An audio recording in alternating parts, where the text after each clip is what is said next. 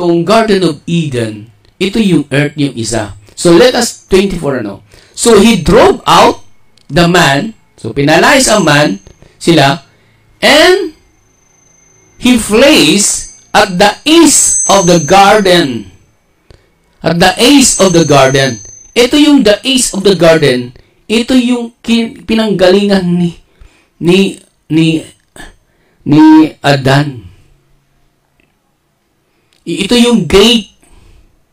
Mayroon dito mystical gate, yung hiwaga, mystery, na para makapasok doon sa Garden of Eden, which is the paradise. Pero itong kinalagyan nila, ito yung east of Eden, ito yung earth, yung sinasabi kong kinalagyan nila dati, nung hindi sila kinalagyan, that is the Garden of Eden. Pero itong east of Eden, ito yung lugar kung saan siya kinuha, lilikha ng Diyos. Binalik siya doon,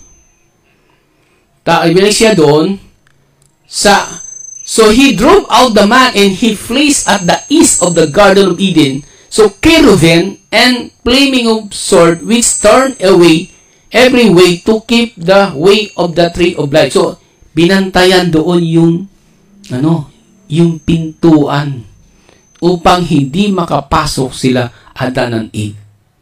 So, ang nagbabantay doon sa gate na yun, sa east of Garden of Eden, ay yung cherubim. Ito yung east of Garden of Eden, it is the entry. Nandoon yung gate para makapasok doon sa paraiso, na kung saan nandoon yung tree of life. So, ito yung dalawa yung Eden, east of Garden of Eden, tapos Garden of Eden. Yung Garden of Eden na sinasabi dito, ito yung sinasabi na, therefore the Lord sent, ito yung, from the Garden of Eden, from the Garden of Eden, ito yung paradise. Tindahan natin, itong from Garden of Eden, ito yung paradise. Yung east of Eden, ito yung kinalagyan ng earth. Yung gate, ito yung gate na hindi ito makita kasi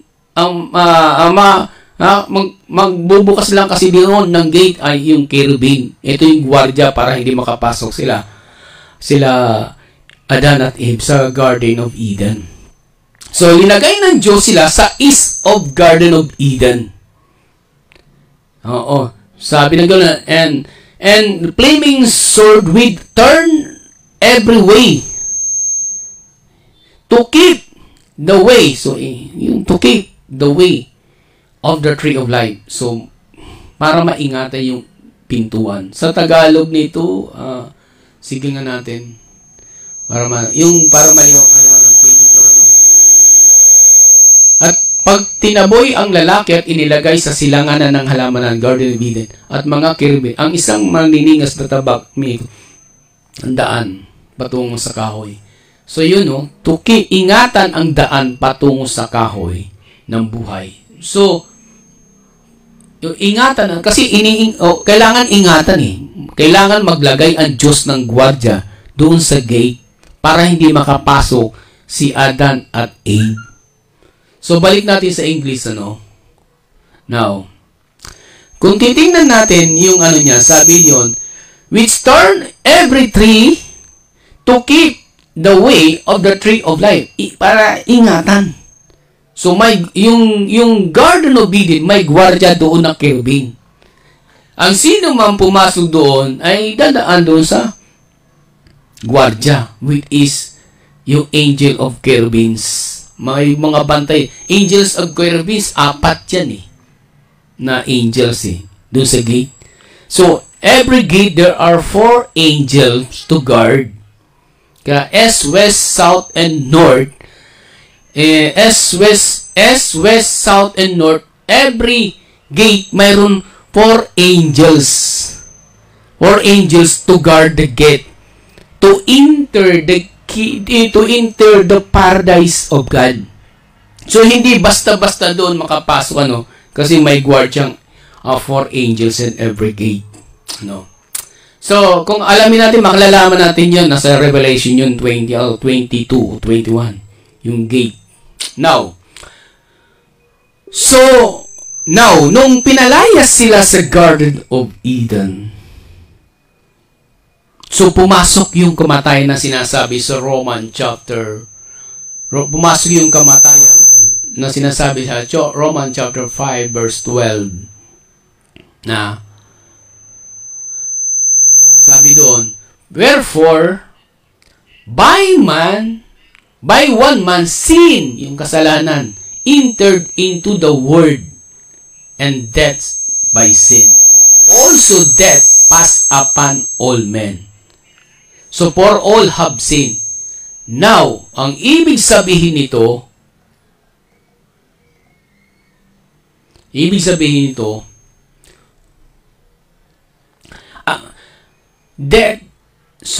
so death passed upon all men, for the all have sinned.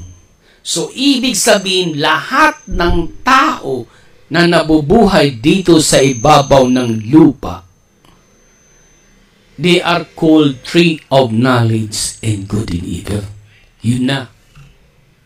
So kailangan, lahat ng tao dito sa ibabaw ng lupa, they are represent the tree of knowledge on good and evil. Anong ibig sabihin? Lahat ng tao may kamatayan na. Ngayon, dahil ang tao may kamatayan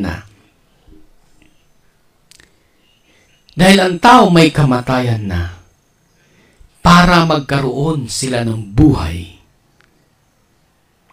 kailangan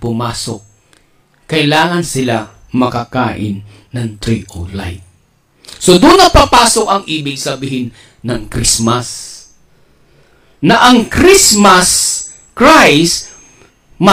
is Christ represent to Jesus Christ.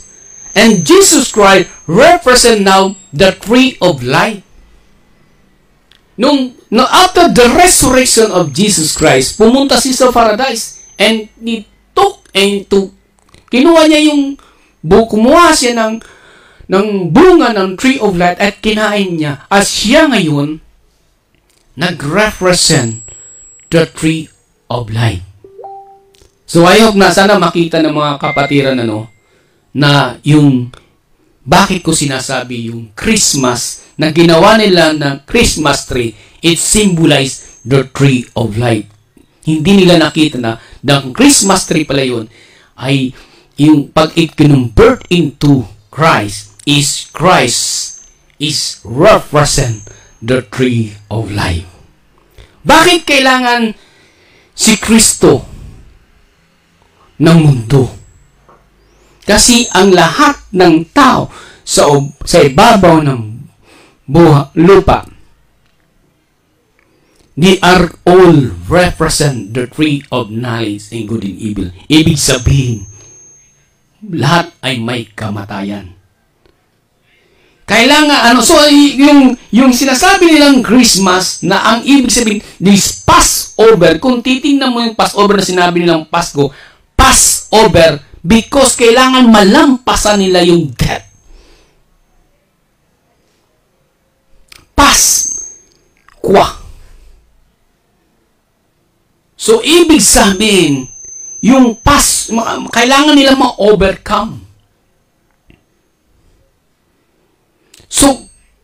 So, paano yun?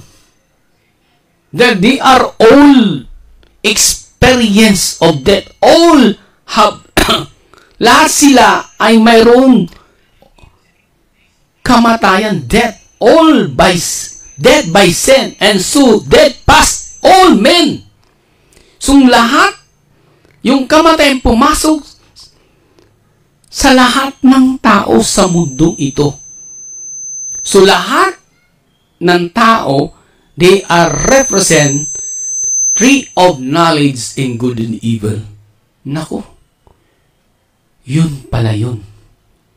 Ang ibig, kung alamin natin, ibig sabihin, yung Passover.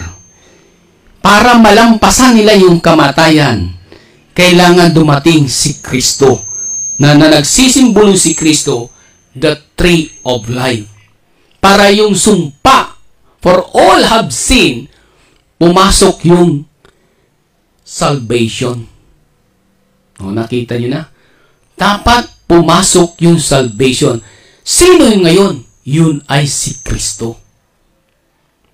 Si Jesus Christ. Kaya sinabi ni Jesus Christ, sinabi ni Jesus, I am the way and the truth and the life. Siya yung daan ng buhay. Kasi bakit? Siya yung nag-represent the tree of life. Na sinabi ng sangkatuan, nagsiselebrate sila sa buong mundo about Christmas. Kung maiunawaan nila yung Christmas na yan, yung pala ay may kinalaman sa puno ng buhay, which is the tree of life. At yung tree of life yan, ay walang iba yun, kundi si Kristo. At si Kristo ngayon ay nag-anyo ng salita ng buhay. Kita mo? So, dapat maintindihan at manawaan nila na ano ba talaga ang kahulugan. Bakit kinumbert nila ng Christmas na imbis tree of life? Dapat Christmas, dapat celebrations of Christ become a tree of life. Or whatever tree of life. That the Christmas tree is a tree. A Christmas tree is a tree of life. Dapat yung Christmas tree is become a tree of life. Di ba? Kasi si Kristo yung daan eh. Siya yung tree of life eh. If you read in Rome, John chapter 3 verse 15, tingnan mo. Thanks to God and glory to God. Sa John chapter 3, verse 15, John chapter 3, verse 15. Sabi niya, that whosoever believe, okay, and him should not perish, but have eternal life. Okay? Kita mo, nakuha niyo yung ibig sabihin.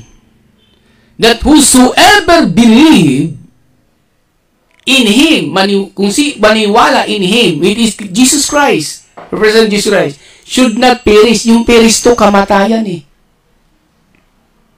Death. Yung perish nito, it is death. Kamatayan. Sabi niya, but have eternal life. Glory to God. Hallelujah.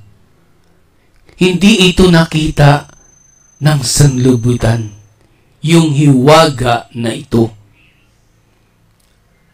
So, ibig sabihin, yung lahat ng tao ng composed of good and evil, kailangan nilang maniwala, believe kay Kristo, kay Jesus Christ, para hindi sila pumasok sa kamatayan ng hatol, kundi pumasok doon sa eternal life, but have eternal life.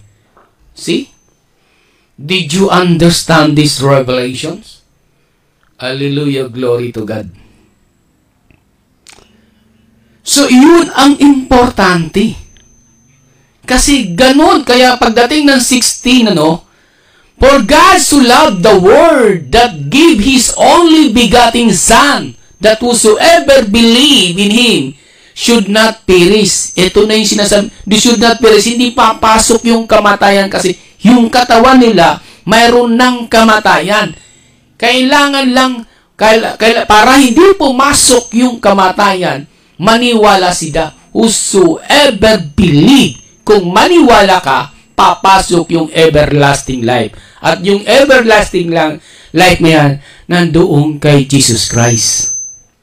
Hallelujah. Glory to God. See? Papasok yung eternal life. Papasok ang everlasting life. Yung eternal life, Yung eternal life, yun ang sinasabing everlasting life. Glory to God. Now, that is the symbol of Christmas. Na kailangan yung ma-overcome, malampasan nila from death into life. That is Passover. Na kapag nalampasan nila from death, papasok yung everlasting life, which is eternal life. So, pero iba yung celebration ng mundong ito. It is celebrating the good and evil. It represents yung kanilang celebration, it represent as a human state. It is a human state. Yung kalagayan nila, they are celebrating December 25, but is December 25, it is the celebrating of the word. Of that word of tree of knowledge and good and evil. You see? Did you get that the revelation of this revelation is come, but it's hidden from the beginning, but now is to reveal in the revealing the mystery in terms of the salvation of the whole world. Kaya nga sinabi sa Matthew 24, the gospel shall be preached to all world.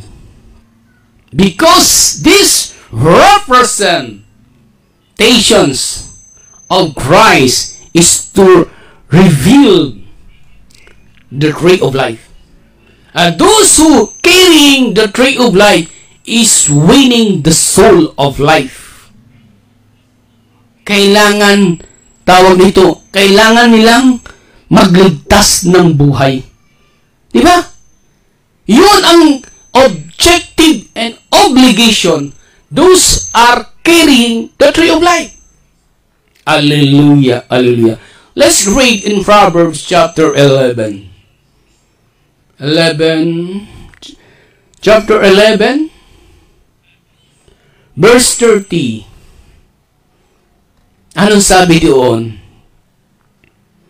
The fruit of the righteous is a tree of life, and he that wins soul is wise. You see? Kung sino mang nagdadala yun, the fruit of the righteous is the tree of life. Kung sino nagdadala ng tree of life, kailangan niyang mag-win ng soul. Kapag nag-win siya ng soul, it is wise. Hallelujah. Glory to God. Did you see, did you understand of these revelations of God that giving for this today? Giving today in the hour? Today. To reveal, to tell the whole world. That's the definition, spiritual definition, the spiritual revealing about the salvation. That's why God sending the fivefold gifts. That these fivefold gifts is bringing the tree of life. See? The fruit, sabi niya sa Proverbs 11:30, the fruit of the righteous is tree of life. Ang obligasyon ng righteous dito, he that to win the souls. At kapag nag-win siya ng soul, it is representation, the tree of life. Kasi ang ililigtas niya, ang mga taong may nature, may transformation, the tree of knowledge of good and evil. Kasi when Adam and Eve eat the tree of knowledge and good and evil, yung transformation ng tree of knowledge and good and evil goes into, tumagos sa mundok ito. Kasi bakit? Binalayas na sila sa Garden of Eden eh. Linagay sila dito sa lupa. Kaya lahat ng tao sa ibabaw ng mundo, they are called represent the tree of knowledge and good and evil. Para mawala ang sumpa sa katauhan na transform sa kanila ng good and evil, kailangan makakain sila ng tree of life. That was the symbols of the Christmas tree na ginawa nila na yung Christmas tree is a represent, it is a tree of life. Ang Christmas tree na yan, that is the tree of knowledge and good and evil. Na kung makita nila into the real revelations of the Christmas tree is the tree of life. That is Christmas. Did you understand the Christmas? Now you understand now what is Christmas. And what is Christmas tree? And what is tree of life? So dapat yung makita ito. Okay? Dapat yung makita ito. Na si Kristo pala ang daan para yung sumpa ng sanlibutan na nag-transform sa bawat nilalang, sa bawat tao, makapasok sila doon sa kingdom of God. Na makatanggap sila ng everlasting life. Makatanggap sila ng eternal life or everlasting life. See? Oh, brothers and sisters, kaya sabi ni Jesus Christ sa Revelation chapter 2 verse 7, sabi ni Jesus Christ, "He that an ear, let him what the Spirit said into the churches." See, glory to God. He that an ear, let him hear what the Spirit said into the churches. Who is the churches? Tumutukoy yan sa mga iglesia. Churches sa tabernacle, which is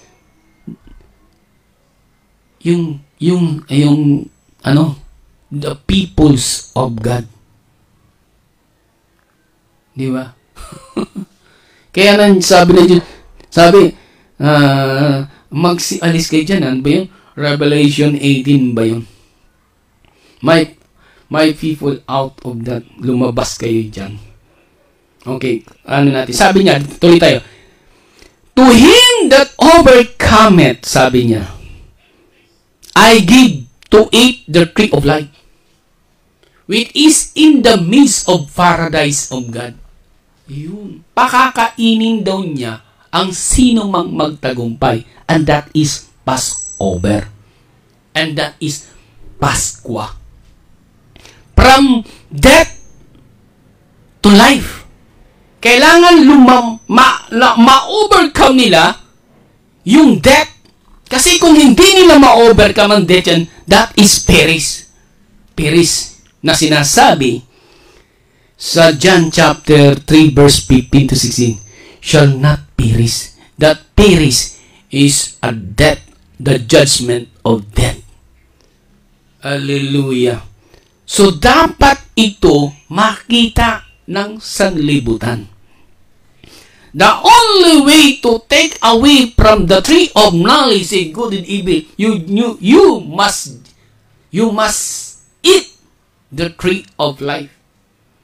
Kaya nga sabi ni Jesus Christ, sabi niya, he that an ear, kung sino makinig kayo, let him hear what the Spirit said. Pakinggan yung sinasabi ng Spirit into the churches. To him that overcometh, I will give. Will I give to eat the tree of life, which is in the midst of paradise of God. Kita mo? You see that? Ibig sabihin, kailangan malampasan mo yung death. Yung pass to death. Yung death pass into life. A tree of knowledge comes to a tree of life. Kaya yung tree of knowledge, it is a death. Bakit? Lahat sila makaka-experience ng kamatayan. They are comes to into death. Para hindi sila pumasok ng kamatayan, spiritually, kailangan nilang kumain ng tree of life.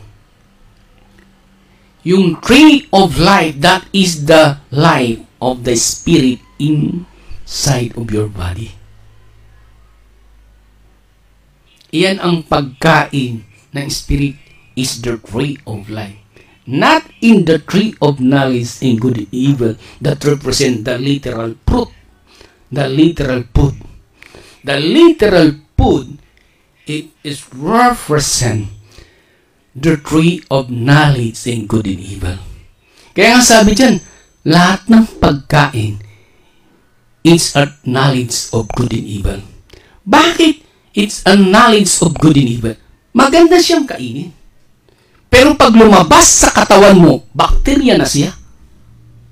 Pag lumabas na sa katawan mo, yung kinakain mo, hindi na maganda. That is an evil.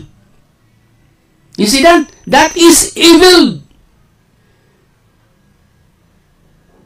Kaya, totoo, nakita ng wise, kung makita ito ng wise, that is true. That all food na kinakain natin, na nagiging sanhi ng lahat ng sakit, dahil din sa kinakain natin. Because mayroon silang good and evil attribute. Good and evil characters. Na kapag, okay, kakain ka, maganda lalakas ang katawan mo. Kasi kung hindi ka naman kakainin ka ng bacteria, yung antibacteria. Antibodies inside of your body. So, kailangan yung antibodies sa loob ng katawan mo, makakain sa kinakain mo na sinasabing good. Kaya pag kinain ng antibodies, yung kinain mo, magiging evil na siya. Lalabas na sa katawan mo na sinasabing dumi.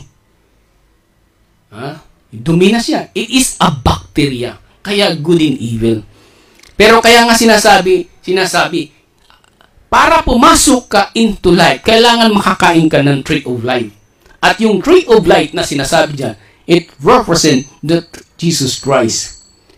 Si Kristo ang nag-represent that tree of life. Kaya sabi, to him that overcometh,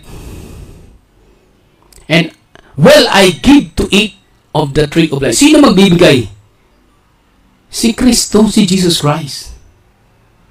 Na yung tree of life, which is in the midst of the paradise of God. Ito yung paradise of God. Ito yung Garden of Eden.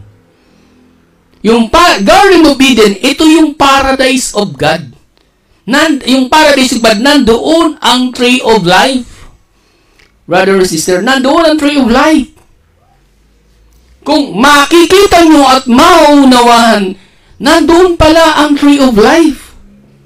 Ang brothers and sisters. So yung pala ang ibig sabihin. Kung naintindihan nila yung Christmas. Christ. Because Christ, it represents the tree of life. At ang tree of life niya, gusto niya ipakain sa sangkatauhan. Na sinasabi, whosoever believe shall not perish, but shall have eternal life. Eternal life. You see, brothers and sisters, kaya tayong lahat ng tao, kailangan makakain ng tree of life. Dahil kung hindi siya makakain ng tree of life, shall go into the perilous, kapahamakan, and that the judgment of death. So yun ang magiging hatol sa kanya.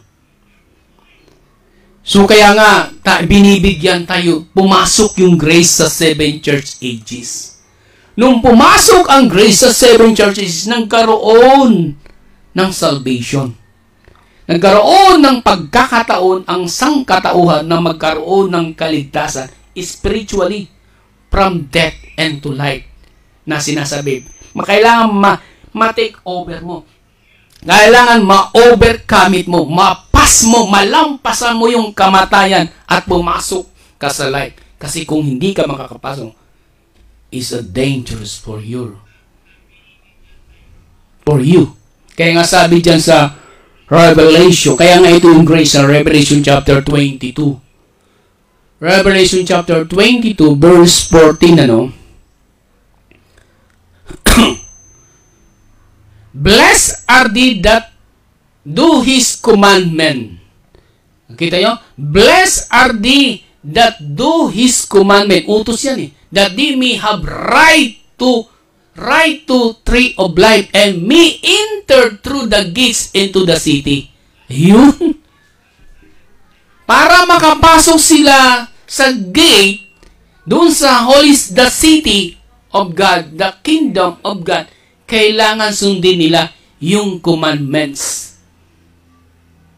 Kaya mapalad yung sumusunod sa kautusan, that they have a right to the tree of life, to eat the tree of life, and may enter through the gates of the city. Kayong gates of the city are, mayroon siyang gate eh. South, east, west, south, east, west, east, ano ba yun? South, north, south, east, west, north, north, and west. So, every gate sa east, sa south, sa north, sa west and north, mayroon 4 angels na gwardya. May 4 na kerubin, may 4 na anghel na gwardya doon, and no one can enter yun. Si Jesus lies ang key. Si Jesus ang susi para makapasok doon sa gate. Kaya kung nasaan ang buhay, nasa kanya ang susi. Kailangan mo makakuha ng susi. Kailangan mo kumain ng tree of life para makapasok ka sa gates into the city, the holy city of Jerusalem. Hallelujah. Yun pala yun. Dapat maintindihan natin ang kahulugan ng Christmas. Kung maiintindihan natin, ano ba talaga? The world will celebrate about the Christmas. That all believers, the denomination, the religious denomination will do it the cultures of Christmas tree. Na hindi nila alam sino dapat ang Christmas tree ilalagay nila. Yun dapat yung puno ng buhay. Yun dapat si Kristo ang ilalagay nila ng tree of life. Dapat yung tree of life yan sa bahay nila, si Kristo ang larawan, ang kanyang salita. Kaya nga sabi, whosoever believe. Kaya nga, whosoever believe, doon ka, bibigyan niya ng pakakain niyan tree of life. At papapasukin niya pa through the gates into the city. Gusto niyo bang pumasok? Mga tao sa buong mundo, makinig kayo. Para kayo makapasok sa holy city of Jerusalem. The only way that you can enter to the holy city, you must eat the tree of life. Because if you do not eat the tree of life, you will never to enter the kingdom of God. You never to enter the gates into the city of God. You must understand what is Christmas. Ginawa nilang Christmas tree. Yung Christmas tree pala, yung pala ay yung tree of life. Anong ginawa nila? Christmas tree is the tree of knowledge and good and evil. Dapat yung Christmas, dapat si Christ tree of life. Christ tree of life. Kaya yung Christmas, it is a tree of life. It is the salvation from death to life. So, glory to God. Hallelujah. You just to understand the people of this earth that this message, you must understand. Because your body is a temporal in this earth. You come into death. Para malampasan mo yung kamatayan, you must eat the tree of life. Para hindi pumasok yung kamatayan, you must eat the tree of life. That is the only way to enter the city of Jerusalem, the kingdom of Jerusalem, from heaven. Because the kingdom of God, nandoon kasi yung tree of life. Ngayon, ang tree of life, yung bunga na yun, first nag-transform into the word.